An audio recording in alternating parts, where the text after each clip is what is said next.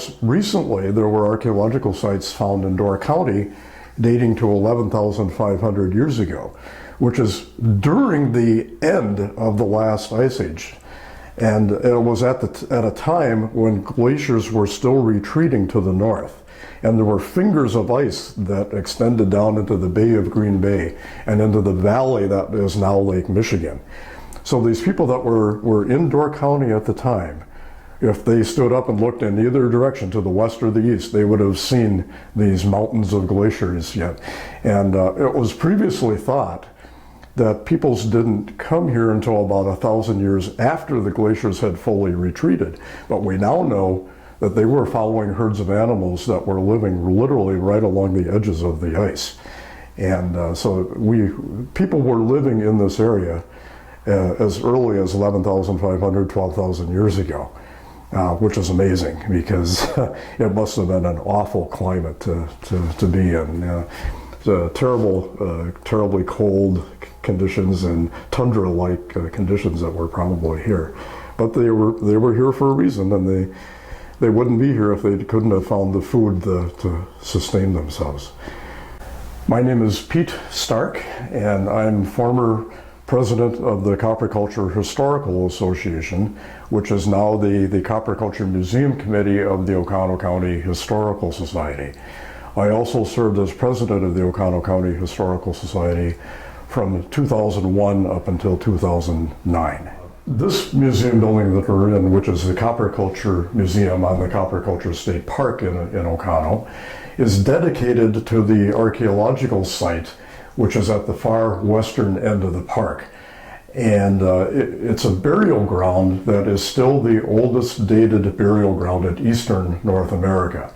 And its use was most recently dated through radiocarbon dating methods to be between 3000 BC and 4000 BC, which makes it older than the pyramids of Egypt. And so it's a fascinating site. It was archaeologically excavated in 1952 because it was threatened with destruction by gravel pit operations that were at that end of the property at the time.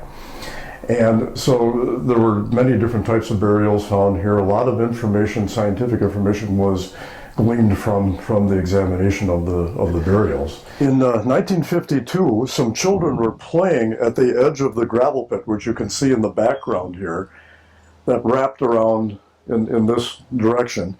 And there were some human bones protruding out of the side of the gravel pit. And they reported that to the local authorities, who brought in the Oconto County Historical Society. The society did some preliminary archaeological excavations at the site and realized almost immediately that it was far older than just a recent burial. So they brought in the Wisconsin Archaeological Survey, who did a formal salvage excavation of the site. The site was threatened by further destruction should the gravel pit ever expand any further. There were over 47 burials that were excavated by the Wisconsin Archaeological Survey. And at least 5 different types of burials were found here, and again used between 3000 BC and roughly 4000 BC. The oldest examples in North America, in eastern North America, of an organized burial site or cemetery. This cemetery didn't have graves the way we think of today, though. They weren't in a row or in any kind of particular order. But I suspect that in some way they were marked, because they very seldom overlapped on each other. So they probably had a surface marking of some sort. Once the excavation was completed, the site was recovered, and we see this dedication to the old copper people that were buried here today in their remembrance. And so, but this museum also is dedicated to the prehistory of Oconto County in general. And the lower Oconto River Valley has every aspect of Wisconsin prehistory exhibited in it. One of the oldest things, if I'll pick this up here, is what's called a Plainview Paleo Indian Point. And this is made out of Hickston silicified sandstone, which comes from only one place in Wisconsin, in Jackson County. It was a very popular material used during the Paleo-Indian period. And this particular point, called Plainview, is typical of the late Paleo period. And it was found at Coolerville, just north of the County J Bridge, and may represent the point that was lost in hunting or was perhaps buried and hidden for some reason or another, but it was found while one of the landowners there was doing some excavating. So it's a very good example that people were here. The point itself is about 3 inches tall and maybe 1.5 inches wide or so. What this shows is that people were living here very early. There are several traditions exhibited in prehistory. The earliest, again, we just talked about is Paleo-Indian. It then goes into the Archaic period, which lasted in this region probably from about 7,000 or so BC up until between 500 BC and about 1 AD. And the Archaic period tradition is divided into 3 periods, into early, middle, and late. And the Old Copper culture, or what is now archaeologically called the Old Copper Complex, appeared at about 5,000 BC and lasted up until around 500 BC or so.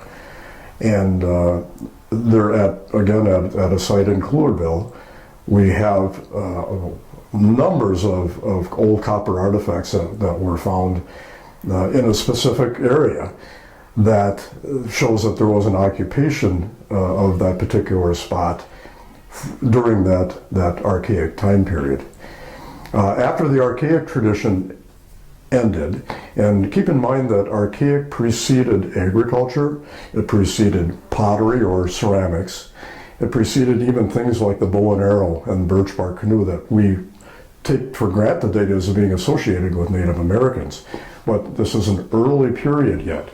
And Native Americans went through evolutions in technology just like any other people in the world did. So when the Woodland period started around 1 AD in this region, different things happened. All of a sudden we don't see cemeteries or burial grounds like we have exhibited here during the Archaic period. We have burial mounds. And there are several sites in Oconto County, including 2 of them at Coolerville, that had these types of burial mounds. South of here, there were what were called effigy mounds, which often depicted birds or other animals or humans, figures that were made into a mound shape out of earth. But here in the north, we're limited pretty much to just what are called conical mounds or linear mounds. And burials of probably significant individuals took place in those mounds. Agriculture was also appeared during this period, as well as ceramics. The bow and arrow was introduced or invented, and the birch bark canoe as well, which has had a big advantage over the previous dugout canoe. It was much lighter to move around. It was more buoyant. You could carry more goods in a birch bark canoe, and you could basically make it as big as you wanted or as small as you wanted. So all these things changed over time, as well as the technology of tools. And one example of that, as we have in this exhibit here, is showing how ceramics changed over the last 1,500 years or so. The earliest types are exhibited up here, and these are all samples that were found along the west side of the Bay of Green Bay. Some of them came from Coolerville itself. The earlier types were thick and heavy and had heavy grit tempering in them. As time went on, they became more decorated. Here's middle woodland and late woodland examples. They're much thinner, as well as being much more nicely decorated. And mind you, these pots were quite large. They For the most part, they probably would have been a good 2 to 3 feet tall and maybe a foot and a half wide for the most part. Other types of pottery found around here are shell-tempered examples, which are at the bottom here, and Aztalan type or late woodland examples that were exhibited here. This particular pot, which is quite small, came from a test archaeological excavation done in Clearville in the mid-1980s. And we think, or my thoughts are, is that perhaps a grandmother was teaching a granddaughter how to make a pottery vessel, and they were making a small one to use as an example. The reason pottery is broken the way it is here today is because clay vessels didn't survive freezing in the ground. They were mostly buried above the frost line, and as they froze, the moisture in the ground cracked the clay. And so unfortunately we often just have pieces like a jigsaw puzzle of a single pot like this one is here. It's also possible that this was made as a small vessel, but it just seems more likely that since we don't see a lot of small vessels, that it was done for a different reason.